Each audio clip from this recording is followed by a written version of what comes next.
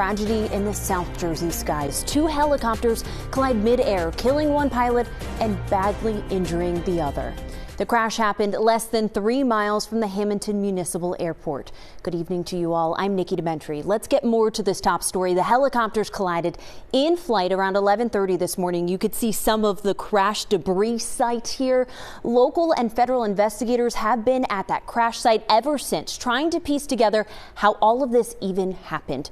CBS News Philadelphia reporter Ray Strickland is in Hammonton with what we know tonight.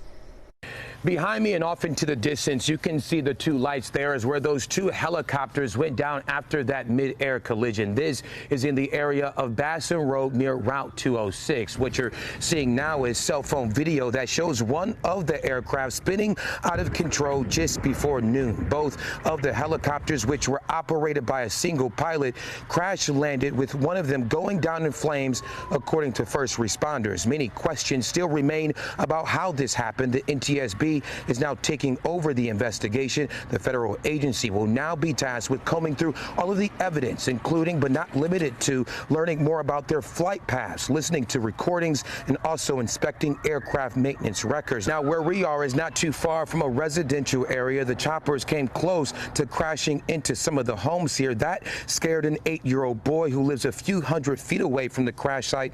He witnessed the whole thing. I heard like something crashing, and then I went outside and I saw the helicopter catching on fire. So then I told my mom, and then she called the cops. And then, I was also scared, and it was really close to my house and stuff. And the NTSB is sending a team of investigators to the crash site here in South Jersey. We could expect a preliminary report on the crash as early as Monday. In Hammonton, New Jersey, Ray Strickland, CBS News, Philadelphia.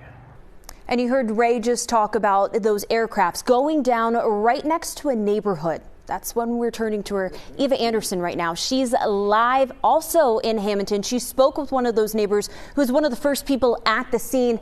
Eva, I mean, it was just remarkable. It was crazy listening to her recount what happened this morning. Yes, it was a very emotional day for Caitlyn Collins and her entire family of 4. They actually weren't even supposed to be here this morning. They had a flight scheduled out of state for Florida. They went to the airport. They couldn't get on the flight because it was canceled. So they came back here, and Caitlyn ended up holding the surviving pilot's hand during those critical moments until paramedics arrived.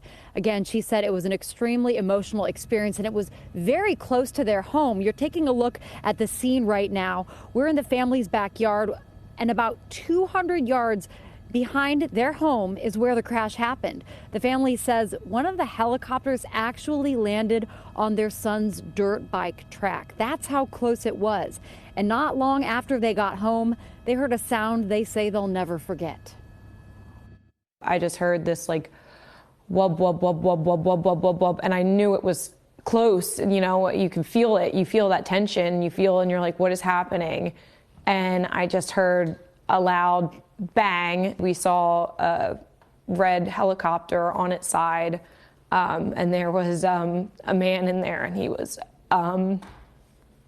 was breathing, and he was looking around, and I just held his hand and just told him everything was going to be okay.